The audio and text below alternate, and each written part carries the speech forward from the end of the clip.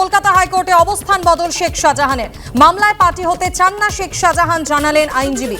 যদি আদালত মনে করে যে এই মামলায় তার উপস্থিতি প্রয়োজন আছে, তাহলেই আবেদন করবেন শেখ শাহজাহান, জানিয়েছেন সন্দেশখালীর বেতাজ বাদশার আইনজীবী। আপনাদের মনে থাকবে ঠিক 24 ঘন্টা আগে গতকালই আইনজীবী মারফত শেখ শাহজাহান জানান যে তিনি মামলায় যুক্ত হতে চান এবং সেই মর্মে আবেদনও করা হয় কলকাতা হাইকোর্টে। আর তার ঠিক 24 ঘন্টার মধ্যেই কলকাতা হাইকোর্টে অবস্থান বদল করলেন শেখ শাহজাহান। উত্তর 24 পরগনার সন্দেশখালীর ঘটনা ইতিমধ্যেই 11 দিন পেরিয়ে গিয়েছে। এখনো পর্যন্ত 7 জনকে নাজার থানার পুলিশ গ্রেফতার করেছে, কিন্তু এই ঘটনার মাস্টার মাইন্ড বলে যাকে অভিহিত করেছিল এনফোর্সমেন্ট ডিরেক্টরেট, সেই শেখ শাহজাহান এখনো অধরা। যদিও এরই মধ্যে গতকাল অন্তরালে থেকে আইনজীবী মারফত হাইকোর্টে তিনি আবেদন জানান মামলায় যুক্ত হতে চেয়ে, আর তার ঠিক 24 ঘন্টার মধ্যে আজ কলকাতা হাইকোর্টে অবস্থান বদল হলো শেখ শাহজাহানের। আপনাদের মনে করিয়ে দেব, গতকাল কলকাতা হাইকোর্টে আইনজীবী মারফত মামলায় যুক্ত হতে চেয়ে আবেদন জানিয়েছিলেন শেখ শাহজাহান এবং তারপর আদালতে শাহজাহানের আইনজীবী বিশ্বরূপ মুখোপাধ্যায় বলেন ইসিআইআর দেখিনি, তাই বক্তব্য পেশের সুযোগ দেওয়া হোক। যার প্রেক্ষিতে মাননীয় বিচারপতি পাল্টা এই প্রশ্ন করেন যে কেন শেখ শাহজাহান আত্মসমর্পণ করছেন না।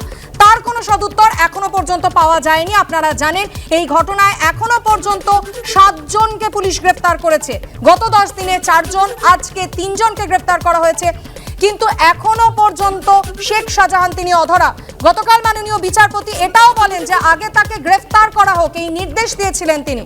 আর তার ঠিক 24 ঘন্টার মধ্যেই আজ কলকাতা হাইকোর্টে অবস্থান বদল হলো শেখ শাহজাহানের। যদি আদালত মনে করে যে এই মামলায় তার উপস্থিতির প্রয়োজন আছে, তাহলেই আবেদন করবেন শেখ শাহজাহান, জানিয়েছেন তার আইনজীবী। গতকালই মামলায় পার্টি হওয়ার ইচ্ছা প্রকাশ করেছিলেন শেখ শাহজাহান। তার 24 ঘন্টার মধ্যেই কলকাতা হাইকোর্টে অবস্থান বদল। আগামী 22শে জানুয়ারি অযোধ্যায় রাম মন্দিরের উদ্বোধন, আর তার আগে রাহুল গান্ধী বলছেন 22শে জানুয়ারির অনুষ্ঠানটি সম্পূর্ণ রাজনৈতিক উদ্দেশ্যে আরএসএস বিজেপির অনুষ্ঠান। অযোধ্যায় রামলালার প্রাণ প্রতিষ্ঠার আগে এই প্রতিক্রিয়া রাহুল গান্ধীর। প্রধানমন্ত্রী সেভাবেই অনুষ্ঠানটি পরিকল্পনা করেছেন, সেজন্যই আমরা সেদিন অংশ নেব না। আমরা সব ধর্মের সঙ্গে আছি, কিন্তু আমরা বিরোধী দলের রাজনৈতিক নির্বাচন কেন্দ্রিক অনুষ্ঠানে অংশ নিতে পারি না, মন্তব্য করেছেন রাহুল গান্ধী। तो ये राम मंदिर 22 तारीख का फंक्शन जो है, ये राजनीतिक फंक्शन बन गया है। हिंदू धर्म के जो हमारे लीडर्स हैं, जो अथॉरिटीज हैं, उन्होंने कहा है कि वो नहीं जा पाएंगे क्योंकि ये राजनीतिक फंक्शन बन गया है। आरएसएस ने, बीजेपी ने 22 तारीख को एक चुनावी flavour, election flavour, political flavour दे दिया है। इसीलिए कांग्रेस प्रेसिडेंट ने इनकार किया वहां जाने का। जहां तक धर्म की बात है, हम सब धर्मों के साथ यह कहना चाहते हैं कि जो भी जाना चाहता है जा सकता है, कांग्रेस पार्टी से जा सकता है, but we cannot be party to a political function. It becomes very difficult for us when the Prime Minister of India and the RSS, our principal opponents, have captured a function and turned it into an election function.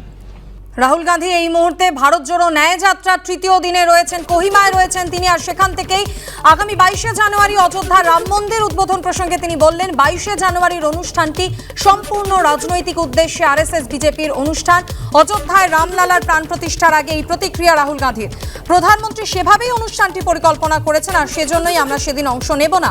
আমরা সব ধর্মের সঙ্গে আছি, কিন্তু আমরা বিরোধী দলের রাজনৈতিক নির্বাচন কেন্দ্রিক অনুষ্ঠানে অংশ নিতে পারি না, মন্তব্য করেছেন রাহুল গান্ধী। গত পরশু থেকেই আপনারা জানেন রাহুল গান্ধীর ভারত জোড়ো ন্যায় যাত্রার অভিযান শুরু হয়েছে, আর সেখান থেকেই আগামী 22শে জানুয়ারি রাম মন্দির উদ্বোধন প্রসঙ্গে তিনি এমনটাই বললেন। রাজ্য বিজেপির মুখপাত্র শ্রমিক ভট্টাচার্য এই মুহূর্তে আমাদের সঙ্গে টেলিফোন লাইনে রয়েছেন। শ্রমিক বাবু, কোহিমা থেকে আজ রাহুল গান্ধী বললেন যে 22শে জানুয়ারির অনুষ্ঠানটি সম্পূর্ণ রাজনৈতিক উদ্দেশ্যে আরএসএস বিজেপির অনুষ্ঠান। প্রধানমন্ত্রী অনুষ্ঠানটিকে সেভাবেই পরিকল্পনা করেছে, আর সেজন্য তারা এই অনুষ্ঠানে অংশ নেবেন না, জানিয়েছেন রাহুল গান্ধী। দেখুন, পৃথিবীর দীর্ঘতম গণ আন্দোলন, সেই আন্দোলনের পথ খুব একটা মসৃণ ছিল না। তাদের যারা জোট সঙ্গী আছেন, তারা রাম মন্দিরের কর্তৃপক্ষদের উপরে গুলি চালিয়েছিলেন। কলকাতায় রাম কোঠারি এবং শরৎ কোঠারি দুই ভাইকে একটি বাড়ি থেকে টেনে বের করে পয়েন্ট ব্ল্যাঙ্ক রেঞ্জ থেকে গুলি করে খুন করা। সুতরাং এটা মনে করার কোনো কারণ নেই ফুলের পাপড়ি বিছানো থাকবে আর তার উপর দিয়ে হেঁটে গিয়ে রাম মন্দিরের উদ্বোধন হবে, এটা সম্ভব নয়। এই রাহুল গান্ধীরা আগে বলতেন মন্দির ওহি বানায়েঙ্গে মगर তারিখ नहीं बताएंगे।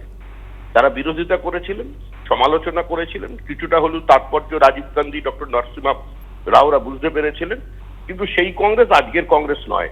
রাহুল গান্ধী ভারত জুড়তে নেমেছিলেন, এখন তো নিজের দলকেই জুড়তে হবে।